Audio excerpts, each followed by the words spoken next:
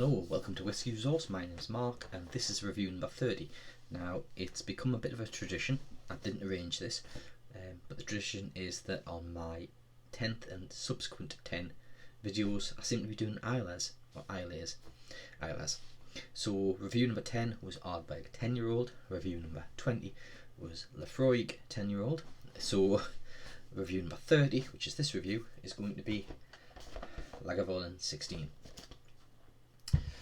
So, Lagavulin 16, bit of a jump up because I have been doing 10-year-olds. I've just finished with my last video, which was the review of Glencadam 10-year-old. That's the last 10-year-old I'll be doing for a while. I may have the odd 10-year-old that I'll do sometime in the future, but right now I'm going to be concentrating on the next age group. I will be doing some youngers. I'll be doing non-age statements, blends, but I'll be concentrating on 12-year-old whiskies moving forward. So a bit of out of sequence for the age groups here, but Lagavulin 16-year-old. So if we look at the fill level there, I'm probably into my last third of this bottle.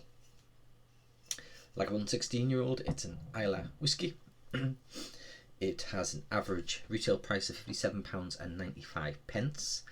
You can pick it up cheaper than that if you look around for some deals online. Typically it pops up on offer quite often. This particular bottle I picked up from Costco. I paid £38.95 for it about a year and a half ago now. So this bottle's lasted quite a while. I do like it. I'm saying it now, I love it. It is Diageo release. It's bottled at 43% ABV. It is chill filtered and it does have added caramel colour. So it gets a value score of 86.38, which is not bad at all when you look at value scores. If you compare that to its neighbours of Lafroig, that got a value score of 85.81, and Ardbeg, it got a value score of 94.91. Now, the value score, if you haven't watched my videos before, it is based on the age of the whisky, the ABV, if it's been chill filtered, and if it has added colour, caramel colour, based on the price. So we look at those factors and we score it out of 100 based on whether or not the whisky is a value for money. The higher the value score, the better value it is. So you can have some quite expensive whiskies that have a high value score because there could be a high ABV, there could be non-chill filtered, there could be natural colour. Okay, they could have a decent age statement. So that's the value score, and it's a good indicator. If you look at the value score on my website for the whiskies listed, it gives you a bit of an idea as to whether or not a value of a whisky is worth the price paid. Now, that's not to say the whisky itself actually tastes any good. We will be doing a separate score based on the nose and the taste and the general impressions about the whisky to give an overall score, but factoring in the price paid. So you can have quite a nasty whisky could potentially fail on a value score, even though it could be really good value. Likewise, you could have quite an expensive whisky could absolutely nail it on its value, on its overall score, because it might be glorious, it might be fantastic, but it might be quite expensive. So all things considered. So what do we know about Lagavulin? Well, on their website they actually say that you pronounce it Lagavulin, and it's sits in the middle of the main three that I've just mentioned of the distilleries. You've got Ardbeg, Lagavulin and Lafroig. It could be the other way around, it could be Lafroig, Lagavulin and Ardbeg, but it sits in the middle, and it's kind of the bouncer between the three, because it seems that the two 10-year-olds, there's quite a big following of those two distilleries, because they're the 10-year-olds, and people say which is the most peaty, which is the most smoky, and Lagavulin in the middle being the 16-year-old is this the kind of the main core expression. Seems to be ignored a bit. It kind of, most people accept that Lagavulin is a decent dram. On their website, and I find this quite annoying, so if there's anybody from Diageo actually watching this video once it goes online, just a point, if you type in lagavulin.com, it takes you to the generic malt.com website. It doesn't take you to the URL, and I want to read it out to you. Malt.com, and have ENGB. Our whiskey brands, Lagavulin 16-year-old. Even if it doesn't even take you to Lagavulin, it just takes you to malt.com if you go to lagavulin.com. Can you fix that? If somebody goes to lagavulin.com, take you to the Lagavulin part of the malt.com site, because clearly that's what they want to see. I know you want to sell your other expressions that Diageo own, but if somebody's going to lefroy.com, it goes to lefroy.com. If somebody wants to go to ardbeg.com, it takes them to Ardbeg. If you go to lagavulin.com, we want to see Lagavulin. So fix that. Take us to the site. Okay. Anyway, on to the review. Sorry about that. I do have to rant sometimes because it needs to be fair on everybody. So the class that has a deep amber gold colour, obviously it has the E150 colour added. So in terms of the maturation of this particular whisky, bear in mind on the box I will point out they make no mention to chill filtration, they don't make any mention of colour. It is clear that this particular package is designed for the UK market because, well, it doesn't mention anything about colour, and as I've said in previous videos, if a box or a bottle is intended for the European market, specifically Germany, they tend to print in words in German that it has added colour. Nothing on here. They do go on and talk about the other classic malts in the Diageo portfolio. They don't tell you about the maturation, however, of this particular whisky. If you go to the website, they don't really say an awful lot about the maturation of this particular whisky. But it is ex-bourbon and ex-sherry maturation, so they'll have casks of each type of maturation, and then they blend it together to create what we know as the 16-year-old. Now obviously, because of batch variation, they'll want to make sure that they have a consistency amongst the bottlings over each release and year on year in, so they add caramel in different proportions to have that standard colour across them for continuity. And we understand that, and we don't mind the colour being added. We just want to know, put it on your box, put it on your bottle, put it on your website, just that we know. You know, people aren't going to suddenly stop buying Lagavulin because they say we've got added caramel.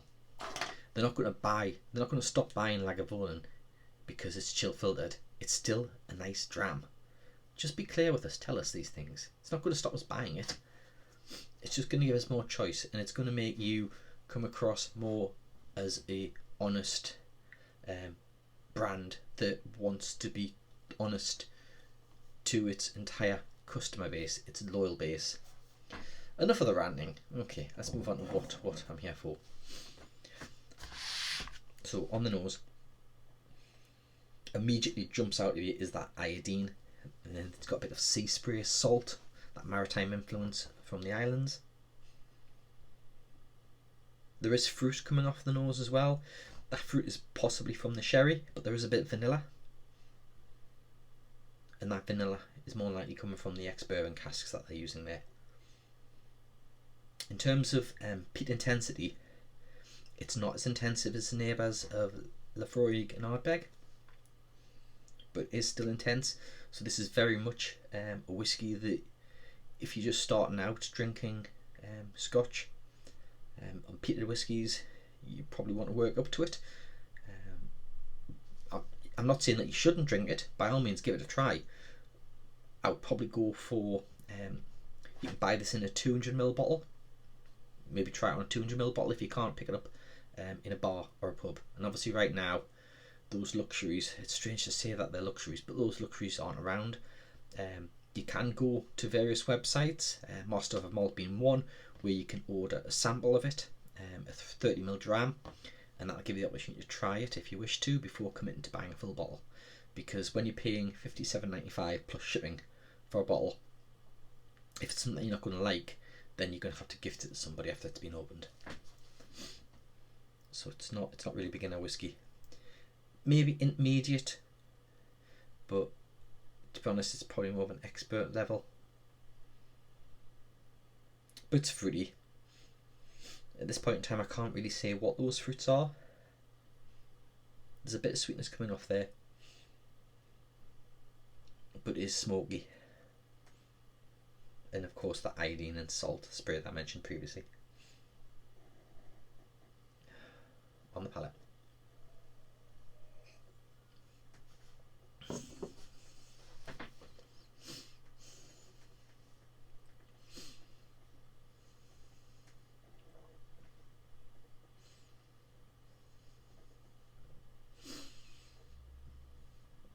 It is rich. There's an awful lot going on there. For a 16-year-old whiskey that's had two cask influences married together harmoniously, it just works. But start off, you get that sweet, and then you get a bit of burn on the tongue. It is quite a hot whiskey, 43% ABV. You wouldn't really expect it to be as hot as it is, but it is. And it's smoky. It's like kipper smoke. The fruit coming off it.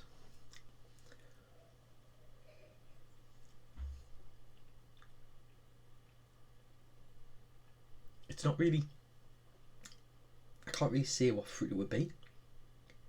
Whether it's an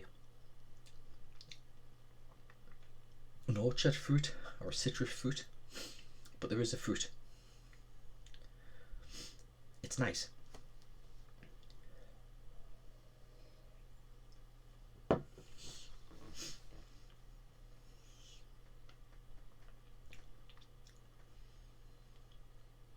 I'm getting a smoky tea, maybe a Lapsang Souchong, maybe, if you concentrate hard enough, maybe some Earl Grey. The finish is long and drying and spicy, and it goes on a bit like this video. It just keeps going on. And previously, when I had this particular bottle in the early days, my first few pours, you would get a minty wisp at the end. It would just suddenly get this minty fresh finish. I'm not getting it now, maybe because it's the bottle's been oxygenated for too long, but you do, when you first start drinking this, or if it's a new bottle, you do experience that minty clean finish.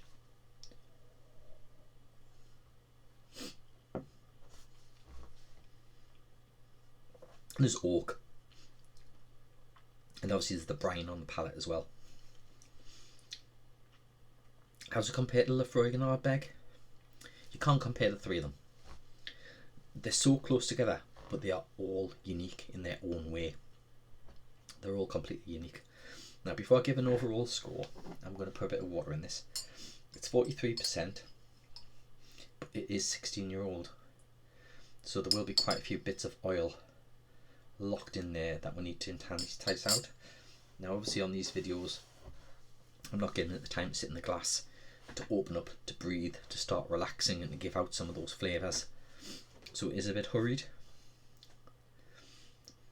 but it is one of these whiskies that when you do buy it yourself, you will give a chance. It won't be hurried. It's not going to be as artificial as this, and you'll get to appreciate it more. You can get that sherry influence off the nose straight away. That oak, and of course that iodine.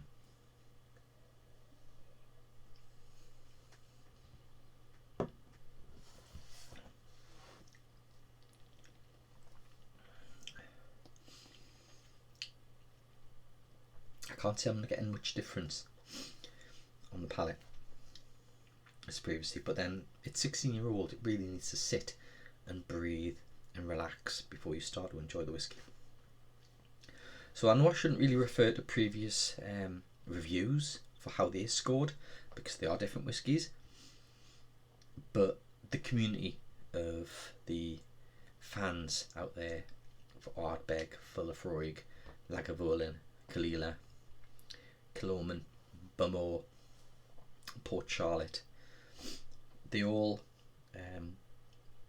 kind of have favourites, and they like to see each other, that their favourite scores better than the others, because they want to be reassured that their choice is the right choice. So Lafroig, it got an 88, and Ardbeg got an 89 on my previous reviews. And a lot of it is simply because the Ardbeg getting a higher score is because it has a better offering. It is priced slightly higher than the Lafroig, but it's non-chill filtered. As far as we know, it's natural colour, and it's bottled at 46% ABV. So it gets a point more. But the two whiskies, that point difference is so minimal. They are different whiskies, and they're both enjoyable in their own right. And between the two, there isn't a clear winner. They're both fantastic whiskies, so you can't really differentiate them. The same with Lafroig. You can't differentiate them. They are fantastic whiskies in their own right.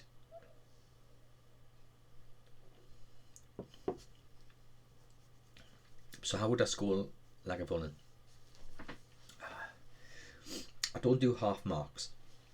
It's a clear 88 or an 89. That much is for sure.